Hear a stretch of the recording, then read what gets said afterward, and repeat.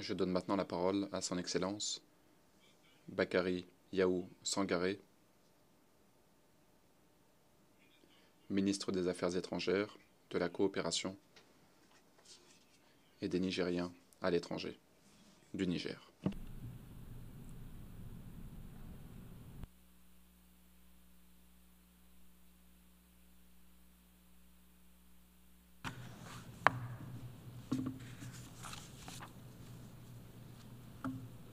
Bismillahirrahmanirrahim. Monsieur le Président, Excellences, Madame, Messieurs les chefs d'État et de gouvernement, Madame, Messieurs les chefs de délégation, Madame, Messieurs, je voudrais tout d'abord adresser mes vives félicitations à Monsieur Philion Nyang pour son élection à la présidence de la 79e session de l'Assemblée générale des Nations unies. Je souhaiterais par la même occasion exprimer à son prédécesseur, M. Denis Francis, de Trinité et Tobago, mes chaleureux remerciements pour le travail remarquable accompli durant son mandat, malgré un contexte mondial plein de bouleversements. Hélas, mes félicitations, je n'irai pas plus loin dans mes félicitations et vous comprendrez pourquoi. Madame, Monsieur, il y a un an exactement, dans cette même salle, sur cette même tribune, mon pays, le Niger, a été de façon injuste et injustifiée privé de parole. Ce n'est pas ça le plus grave. Le débat sur le bien fondé de cette décision, nous l'avons eu à son temps. Mais le plus grave, c'est qu'au même moment, des représentants d'autres pays qui sont dans la même situation que le mien ont été autorisés à prendre la parole et mieux, ils ont été reçus avec les honneurs par le secrétaire général des Nations unies.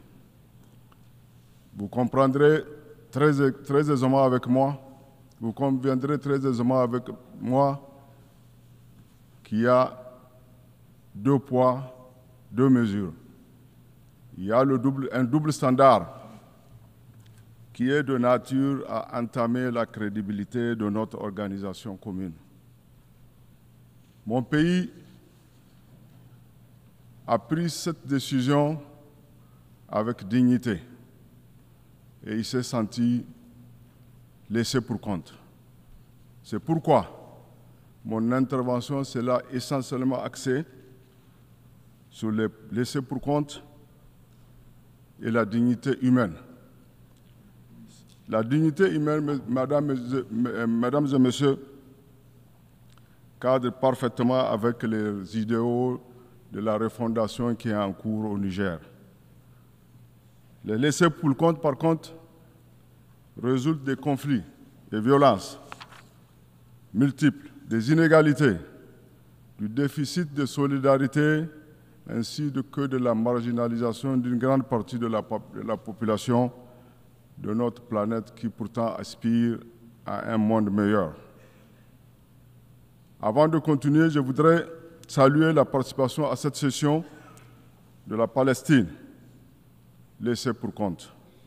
Nous fondons l'espoir que sa présence tant méritée parmi nous constitue une étape décisive vers l'avènement d'un État palestinien libre, indépendant, souverain, vivant en paix avec ses voisins dans ses frontières de 1967.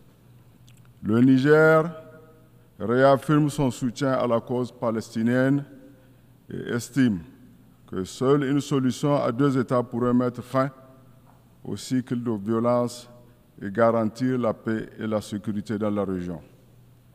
Mon pays déplore également la situation au Liban et appelle à un arrêt immédiat des hostilités. Mesdames et Messieurs, chaque année, nous nous adonnons au rituel de complainte sur la situation des pays pauvres et de plaidoyer pour un monde plus équitable. Mais force est de constater que nous nous réunissons trop, nous agissons peu, en un mot, nous faisons du surplace.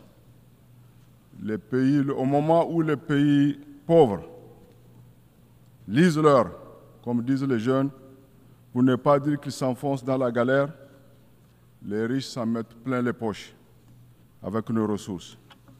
Continuent de soutenir des régimes corrompus et inféodés qui truquent les élections et plongent leur peuple dans la misère totale. Pendant ce temps, la communauté internationale se mure dans un silence complice qui traduit une fois de plus la politique de 2 poids, 2 mesures. Mesdames et Messieurs, du haut de cette tribune, je lance un vibrant appel au peuple exploité et laissé pour compte pour leur dire que ce n'est pas au pays nantis de nous trouver des solutions. J'affirme que les solutions sont en nous. Elles consistent au renoncement à l'aide mendiante et avilissante pour un partenariat digne dans lequel nos ressources seront payées à leur juste prix et les gains investis au profit de nos populations. C'est dans cet esprit que mon pays gère sur ses fonds propres les dégâts de la crise humanitaire née des inondations sans précédent qu'il subit cette année. Nous n'avons pas besoin de leçons de démocratie. Ce qui nous importe, ce sont nos intérêts, les choix et les aspirations de nos vaillants peuples. Comme l'a dit le président du Conseil national pour la sauvegarde de la patrie, chef de l'État, son Excellence le général de brigade Abderrahmane Tchani, aucun État, aucune organisation interétatique ne dictera à mon pays la conduite à tenir, encore moins son agenda en matière de partenariat stratégique ou diplomatique.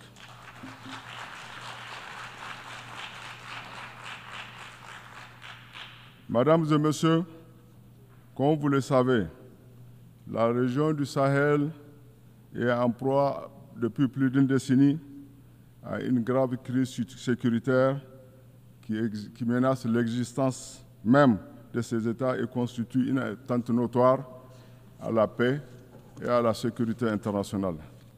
Dans le souci de faire face aux défis communs qui les assaillent, notamment sécuritaires, les 3 pays sous le leadership de leurs excellences, le capitaine Ibrahim Traoré, président du Faso, le colonel Assimi Goïta, président de la transition du Mali, chef de l'État du Mali,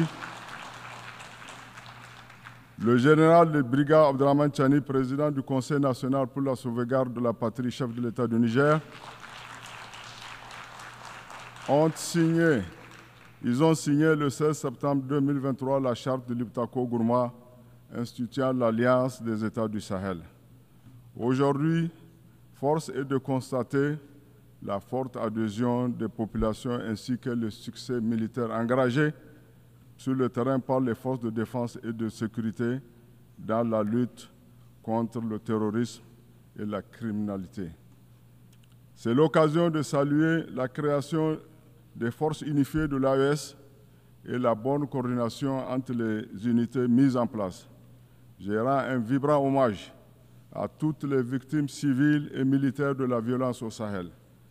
Mesdames et Messieurs, à l'occasion du sommet historique des chefs de l'État de l'AES, tenu à Niamey le 6 juillet 2024, l'Alliance s'est transformée en une confédération qui repose sur 3 piliers, les 3D, à savoir la défense et la sécurité, la diplomatie et le développement. Ce nouveau cadre stratégique d'intégration destiné à devenir à terme une fédération dispose d'un fort potentiel de ressources naturelles pour atteindre ces objectifs. Ce potentiel fait l'objet de convoitises de certaines puissances occidentales qui financent, arment les groupes terroristes afin de déstabiliser nos pays. Le Niger réitère sa ferme condamnation à ces actes hostiles et rejette toute forme d'appui au terrorisme, notamment le soutien actif et publiquement revendiqué par l'Ukraine à la coalition terroriste qui a lâchement attaqué la localité de Tinzaouaten au Mali. C'est également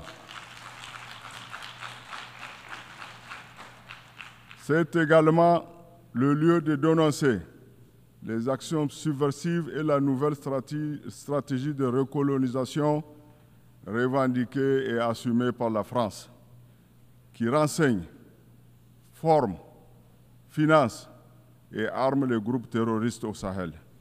Elle offre gîte et couvert à ces valeurs locaux, dont certaines occupent les emprises diplomatiques du Niger à Paris en violation flagrante de la Convention de Vienne de 1961 sur les relations diplomatiques. Loin de briser la dynamique en cours au Sahel, ces tentatives de déstabilisation ne font que renforcer la détermination de nos pays à aller de l'avant dans la poursuite des objectifs fixés. En dépit de toutes ces adversités, la caravane de l'AES passe. Monsieur le Président, la Confédération des États du Sahel constitue désormais, n'en déplaise à certains, une nouvelle donne géopolitique qui compte jouer pleinement son rôle sur l'échiquier international dans le respect de la souveraineté et de libre choix de ses partenaires. Comme l'a dit le Président, Son Excellence, le colonel Assimi Goïta, président de la Confédération AES, à l'occasion de l'an 1, dans notre dynamique d'indépendance et de souveraineté recouvrée, nous restons ouverts à la coopération. Nous restons ouverts à la coopération avec les peuples frères et amis dans un esprit de fraternité et de respect mutuel. Mesdames et Messieurs, au plan national, la vision inclusive du président du CNSP, chef de l'État, le général de brigade Abdourahmane Tchani, s'articule autour de 4 axes stratégiques. Le renforcement de la sécurité et de la cohésion sociale, la promotion de la bonne gouvernance, le développement des bases de production et l'accélération des réformes sociales. Ces axes visent à assurer la souveraineté sécuritaire, politique et socio-économique de notre pays. À cet égard, il constitue le cadre de référence de toutes les interventions de l'État et de ses partenaires pour créer les conditions de la transformation structurelle de l'économie nigérienne et de l'amélioration du bien-être des populations. Pour accompagner cette transformation, notamment dans le secteur minier et pétrolier, mon pays est disposé à conclure des partenariats avec les investisseurs étrangers sur la base du principe gagnant-gagnant et du respect de la dignité de nos populations jusque-là laissées pour compte. L'objectif est de faire du Sahel une zone de paix et de prospérité, comme l'a affirmé le président Tchani.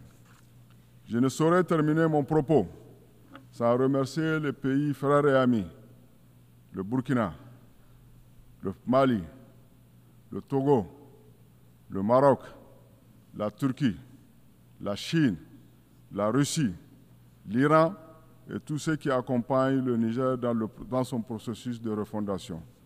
Je voudrais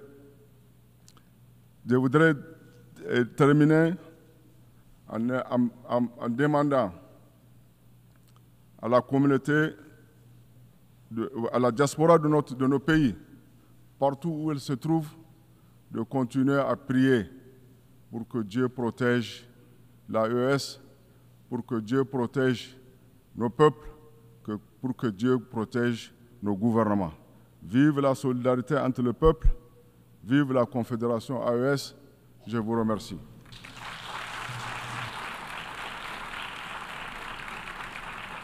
I thank the Je remercie le ministre des Affaires étrangères, de la Coopération et des Nigériens à l'étranger du Niger.